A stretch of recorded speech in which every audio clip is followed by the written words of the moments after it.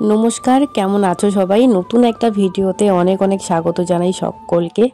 আশা করছি সবাই ভালো আছো, সুস্থ আছো, আর আমরাও কিন্তু ভালো আছি। তো আজকে যাচ্ছি এক জায়গায় ঘুরতে বোনকে নিয়ে। যদিও ভিডিওটা এটা প্রায় এক সপ্তাহ পার হয়ে গেছে ভিডিওটা করেছিলাম, কিন্তু ভিডিওটা কিছুতেই শেয়ার করা হচ্ছিল না। তো ভাবলাম যে ভিডিওটা যেহেতু করা আছে তো তোমাদের সাথে না হয় একটু শেয়ার করি ভিডিওটা। যদিও ভিডিওটা একদমই ছোট্ট একটা ব্লগ হয়েছে, তো যতটুকু হয়েছে অতটুকু তোমাদের সাথে একটু শেয়ার করব। তো সবাই মিলে যাচ্ছি এখন, এই যে দেখো। আর তোমরা তো জানো এই জায়গাটা আমার খুব প্রিয় একটা জায়গা। তো এই দিক দিয়ে কোথাও গেলে আমি এই ব্রিজটাতে একটুখানি সময়টা একটু কাটাবই, যখনই এই দিক দিয়ে যাই। তো হ্যামিল্টন যেতে গেলে তো এই ব্রিজটার উপর দিয়ে যেতে হয়। যখনই হ্যামিল্টন আসি আমি তখনই এই ব্রিজটাতে আমি কিছুক্ষণ দাঁড়িয়ে এক দুটা ছবি তুলি বা ভিডিও করি। জায়গাটা আমার খুবই ভালো লাগে। তো বোনকে বলছিলাম চল দেখ নদীর পাড়টা কি সুন্দর লাগছে, নদীর পাড়টাতে গিয়ে একটা ভিডিও করি।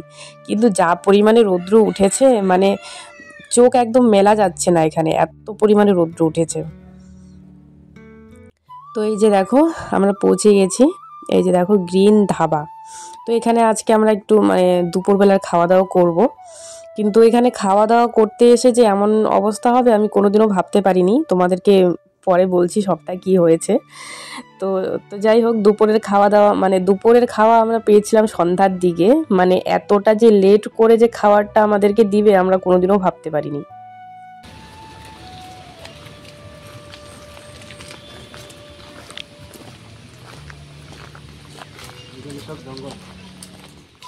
তো দেখো এরকম ছোট্ট ছোট্ট কটেজ বানানো আছে, আর এই কটেজগুলোর ভিতরেই কিন্তু বসে খেতে হবে। তো জায়গাটা তো খুবই সুন্দর। বোন বলছিল যে এখানে ছবি তুললে কেমন হবে, তাই আমি বললাম হ্যাঁ ছবি তোল, খুবই সুন্দর হবে। তো জায়গাটা সুন্দর, কিন্তু আমি একটা কথাই বলবো যে মা বাবা তারপর ছোট বাচ্চা এদেরকে এইসব ধাবাতে নিয়ে না আসাটাই ঠিক আছে। তার কারণ এই নিয়ে আমি দুবার আসলাম এই ধাবাতে। তো দুবারই আমি এমন কিছু দেখেছি যেটা আমি তোমাদের সাথে শেয়ারও করতে পারবো না। যদি শেয়ার করতে পারতাম অবশ্যই আমি শেয়ার করতাম। তো আমি একটা কথাই বলবো যে কিছু অভদ্র নির্লজ্জ মানুষদের জন্য সুন্দর সুন্দর পরিবেশগুলো নষ্ট হচ্ছে।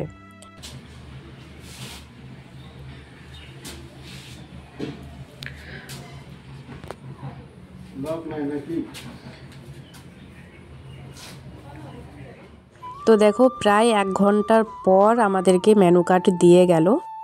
তো দেখছি যে কি কি অর্ডার করব। তো বাড়ি থেকেই ভেবে এসেছিলাম যে বিরিয়ানি খাবো।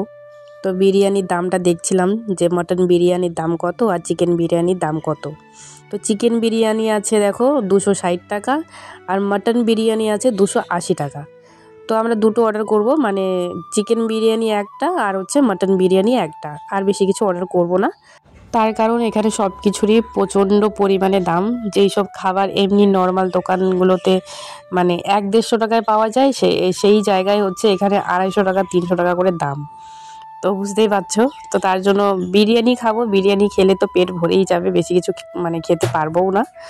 তবে আমার মনে হচ্ছে যে বিরিয়ানি যদি দুটো অর্ডার না করে যদি একটা অর্ডার করতাম, তো আর একটার বদলে যদি অন্য কিছু অর্ডার করতাম ওই চিলি চিকেন বা অন্য কিছু যদি অর্ডার করতাম তাহলে ভালো হতো। তো খাওয়ার অর্ডার করেছি আধা ঘন্টারও বেশি হয়ে গেল, প্রায় 40 মিনিট। তো বসে থাকতে থাকতে একদম বিরক্ত লাগছিল, তাই বাইরে আসলাম। জানি না কখন খাবারটা সার্ভ করবে। তো বোন বলছে যে প্রচণ্ড পরিমাণে খিদে পেয়েছে। তার কারণ সকালবেলা তো আমরা অল্প অল্প করে চাউমিন খেয়েছিলাম, বেশি কিছু খাইনি সকালবেলা। এখন তো দুপুর গড়িয়ে বিকেল, আর বিকেল গড়িয়ে সন্ধ্যা হয়ে যাবে, তবে আমরা এই যে খাবারটা পেলাম আর কি। এই যে দেখো প্রায় 2 ঘন্টা পর আমাদেরকে খাবারটা সার্ভ করলো। জানি না কেন এতটা লেট হলো। তো তো যাই হোক, বিরিয়ানি এই যে দেখো, এটা হচ্ছে চিকেন বিরিয়ানি আর ওটা হচ্ছে মাটন বিরিয়ানি আর কি। তো বিরিয়ানি না অনেকটা বেশি হয়ে গেছিলো। তারপর আমি ওকে বলছিলাম যে বিরিয়ানি যদি একটা অর্ডার করতাম, শুধুমাত্র মাটন বিরিয়ানি একটা যদি অর্ডার করতাম, আর তার সাথে যদি একটুখানি চিলি চিকেন যদি অর্ডার করতাম তাহলে ভালো হতো আর কি। চিলি চিকেনটাও কিন্তু ভীষণ ভালো লাগে খেতে। এর আগের বার যখন এসেছিলাম তখন বিরিয়ানি, চিকেন বিরিয়ানি আর তার সাথে হচ্ছে মানে চিলি চিকেন আর কি, এগুলো খেয়েছিলাম। চিলি চিকেনটা তো আমার দারুণ লেগেছিল। তো চিকেন বিরিয়ানির থেকে কিন্তু মাটন বিরিয়ানিটা বেশি ভালো ছিল, টেস্টি ছিল খেতে। তো বিরিয়ানিতে কিন্তু একটা করে ডিম ছিল, কিন্তু আলু ছিল না। এবার আলু ছাড়া কি বিরিয়ানি হয় তোমরাই বলো। তো বিরিয়ানিতে ডিম না হলেও চলবে, কিন্তু একটা করে যদি আলু থাকে তাহলে কিন্তু ভীষণ ভালো লাগে খেতে। জানি না কেন বিরিয়ানিতে, মানে চিকেন বিরিয়ানিতেও কোনো আলু নেই, আর মাটন বিরিয়ানিতেও কোনো আলু ছিল না। তো সেটাই আমি ওকে বলছিলাম যে বিরিয়ানিতে কেন আলু নেই। বিরিয়ানিতে কিন্তু বড় সাইজের একটা আলু থাকে, সেটা যে কোনো দোকানেই খাও না কেন তোমরা, মানে বিরিয়ানিতে কিন্তু একটা করে আলু দেয়। কিন্তু এখানে জানি না কেন, এর আগের বার যখন খেয়েছিলাম তখনও কিন্তু আলু দেয়নি, আর এবারেও কিন্তু মানে আলু দেয়নি আর কি। একটা করে ডিম দিয়েছে, কিন্তু আলুটা দেয়নি আর কি। তো চলো তাহলে খাওয়া দাওয়া করে নিই। প্রচণ্ড পরিমাণে খিদে পেয়েছে সবারই।